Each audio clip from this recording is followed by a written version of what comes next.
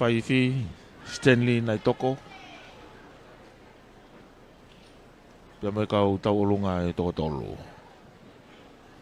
Whawhawha pita hanau teu, mai no pe whai teu lahi ki hake aho ngahi ako e sa spesiriana tau tai nā tonga. Pia kai ngatai, tau kau whatahai he lo tongani pa mo e kau iwi nau whasi mai ai langi tau olunga.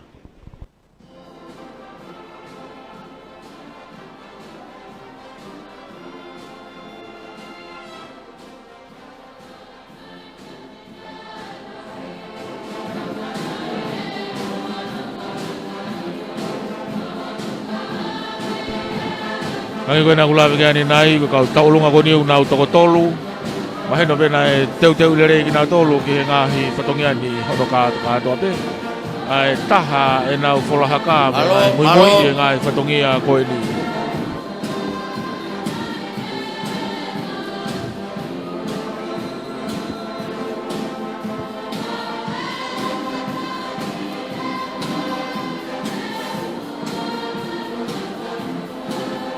Ange ko yung mumiai, taulong ako ni Fai ay matapurilah ya Koris Gonzalo de, kau maahaw noong toko ni.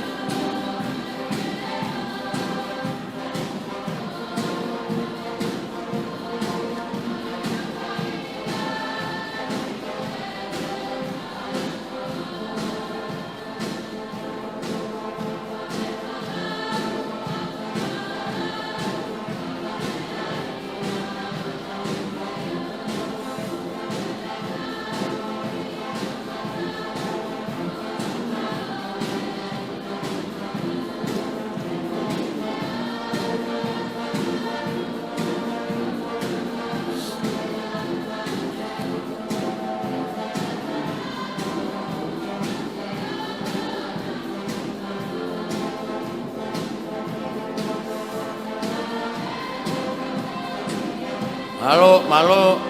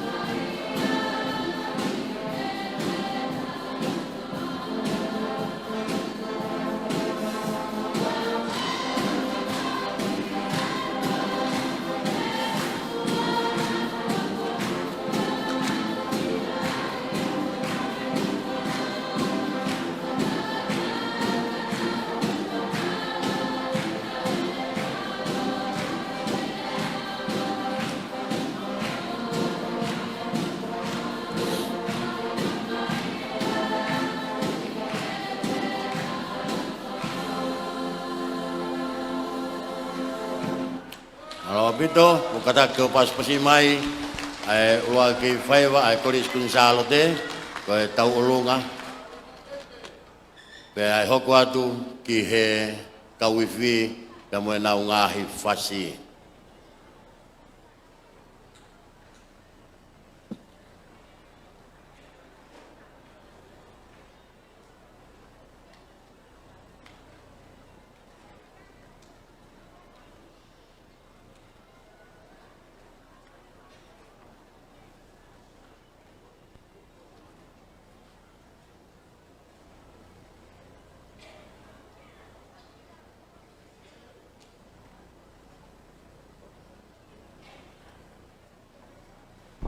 Koe laka kato e laki item.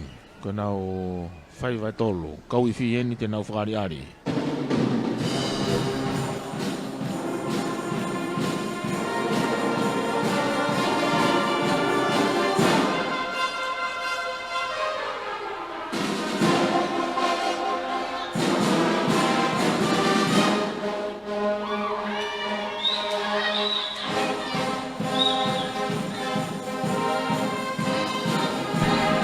Mare e pito e sogo ni e ko tau alunga mai e ngahi koaneti toko tolu me ta whakawhakahi fo pe a toko me ta whakawhake swingi mai e ngopesi e ua ki mua Maino mo whanongo mai ko ngō pēsi eno kuna I mua ia I he kauiwhi. Whaha ko e na so. Ko e hiwa ni e kau taupo.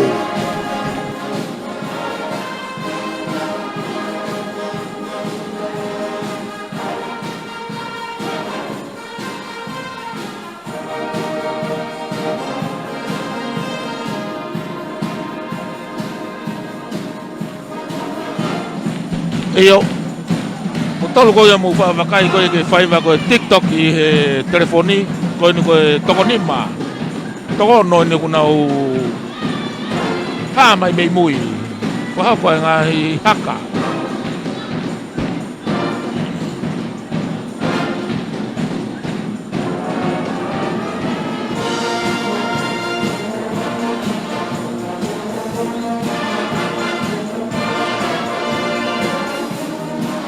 Marie. Iyo ko e ifoni e ni mo ngo Platoni.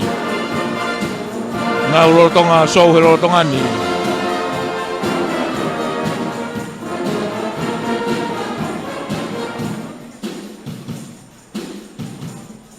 Iyo.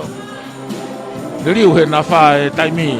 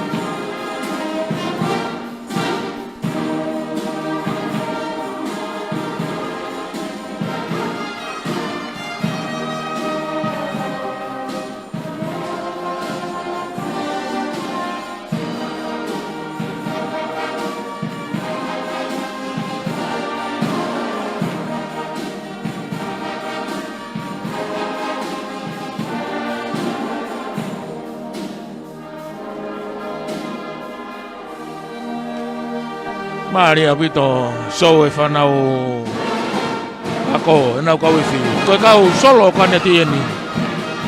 Kau totolu ne kau solo kaneti una lotonga whahoko. Ai so I mua he kau iwi.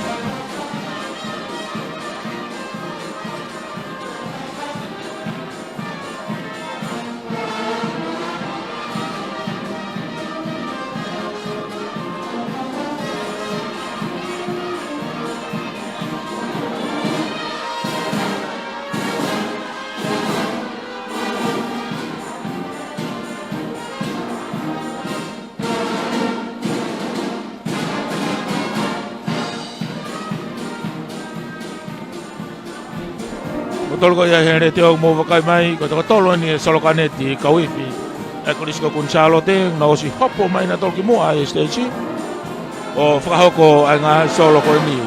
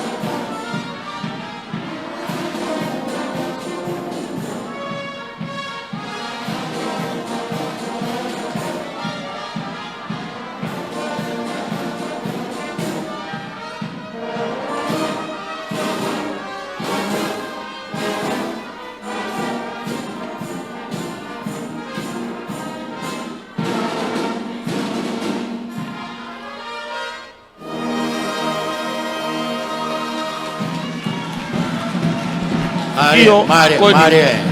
Ko nau laka mai, na tolo kau whahai te noa eni, ai aku ai kau hoani, koe kau hoani eni, ia solo hoani ulaki, hoani ua, hoani tolo, ke hoani fito. Koe toko hiwa eni, toko hiwa eni kau whahai ko ni hoani ko na wasi hopo mai ki mua.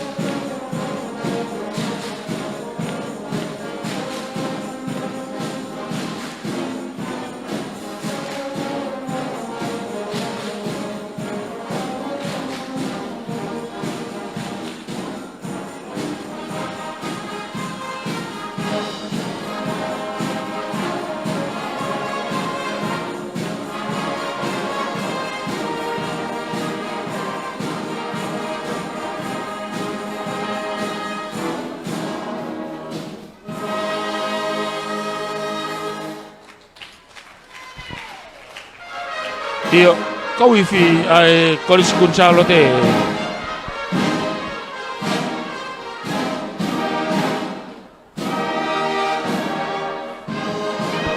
Hua tabe kawifi ke whanua kaunga api ki he Pulalen ki Fiji.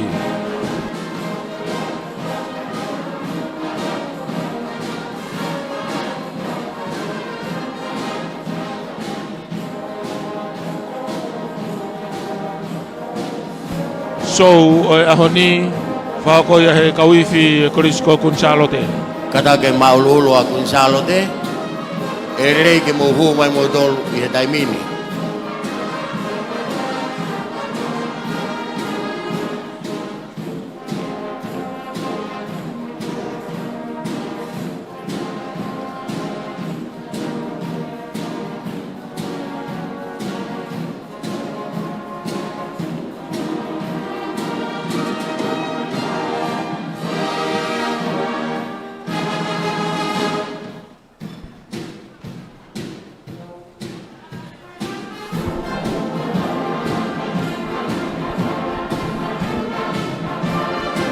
Hoko toi pe, ngai fasi ke he nuko mi e he kawifi me Koris Gonzalo te.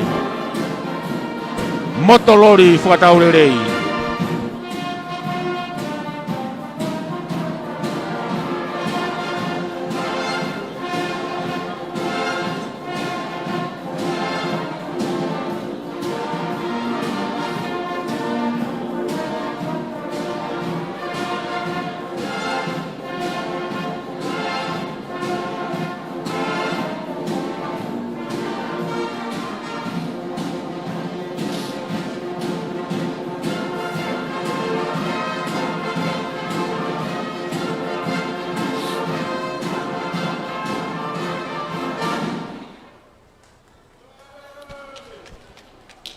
Petau we ko lava ia so e kawifi ko e whanawa ko ni ai Koris Gonzalo te ko nau umai ke whakakato ai whaiwa whaosi.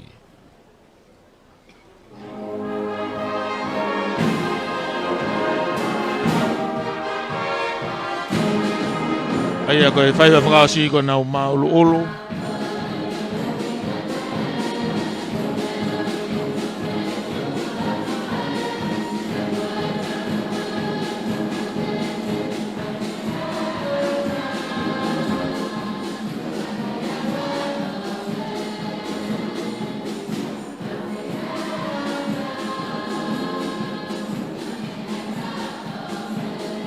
Lolo tonga I loto e tahine taolunga ia I he kawifi pe. Solo be mo haka.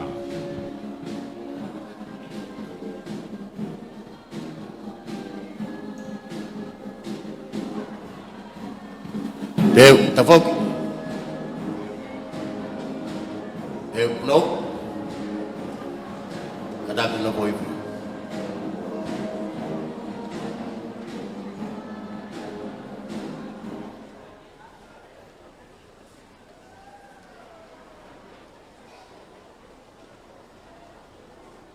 Mau mare mai ai whanau wako Koris Gonzalo te ko e whakasinga ne nau items ko nau maulu ulu. E whakasene ai Koris Gonzalo te, ko e maulu ulu, ko hau katuia e he whanau wako form fitu.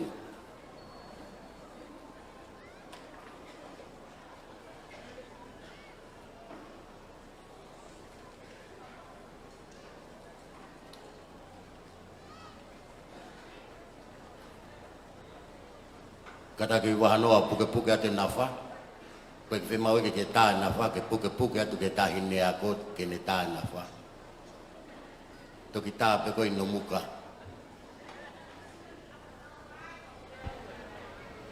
Iyo, koe onga tā nafa, koe tā mai o eiki pia mai ki tā hine ako.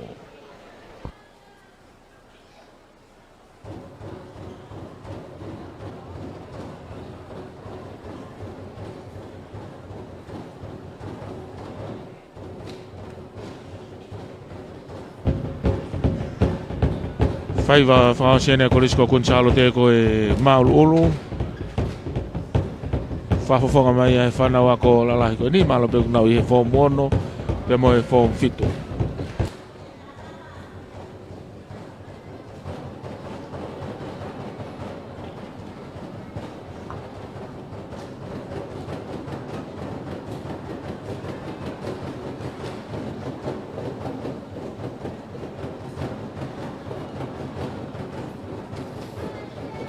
Maria.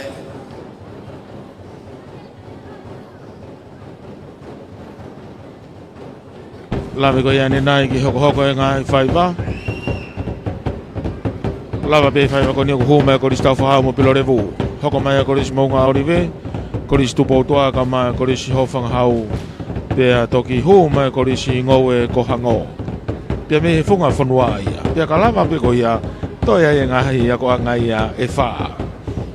Pau koe ngahi hoko eni, tau lawe ki ai, koe tau taimi ko osia mini te wha mei he ua.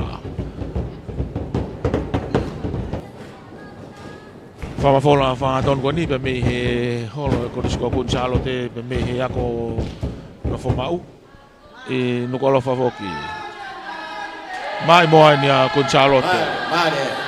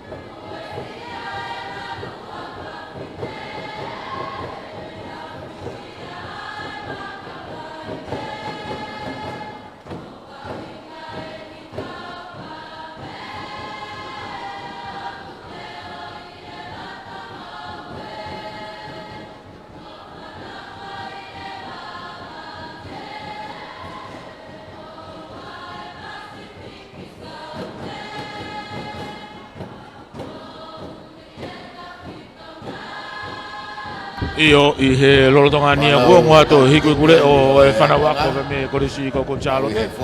Lam nari ngā hi whatongi a honi pe nau kau kataha i tau tolu i Kau pe a e whatongi a koe ni i he nau ngā hi whatongi a whaos mai korisi Gonzalo te.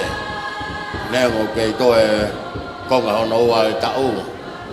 Kau nau fia pe ke kau he malari o e kātoanga Senduri Conference Sias Wesleyan at tao tayo na ito nga.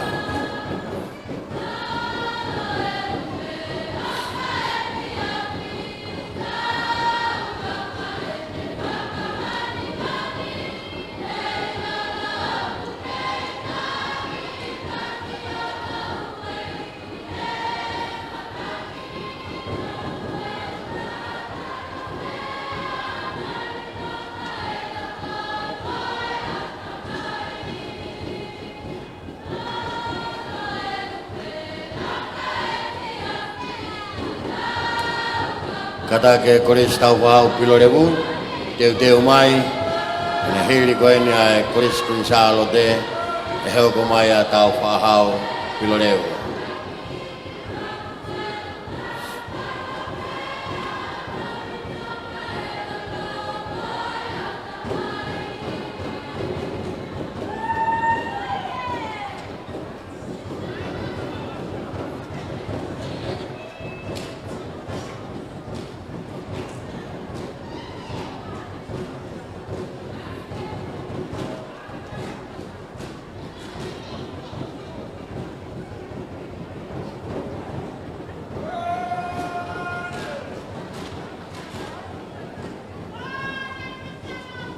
Io koe haka whalongolongo.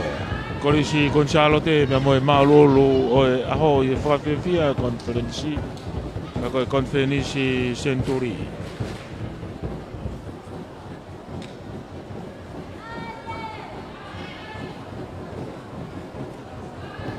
Kei mea be whakalangi tama prinisi kalauni prinisi tupotoa urukalala e whaki ki he tahine kuini anas pau mea hen mo e tahine prinsesi sinai takala e whaki ka prinsesi la dofi peka prinsesi Halaival Mataaho, Prinsesi Nanas Pau, Prinsesi Charlotte Pilorevo. Oke mea ke whakafonga mo whafotunga e whiwhia, e ngahi teu ko whako e whanau ako ka koe ngahi ako anga sia Suesiriana tawatai nā tonga.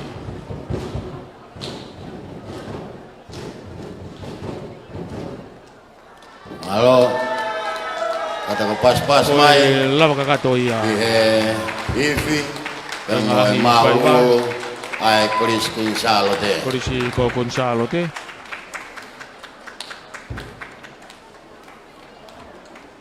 Manatu yo tau sia, ke toa tau sia, kataki malo beto faiwa.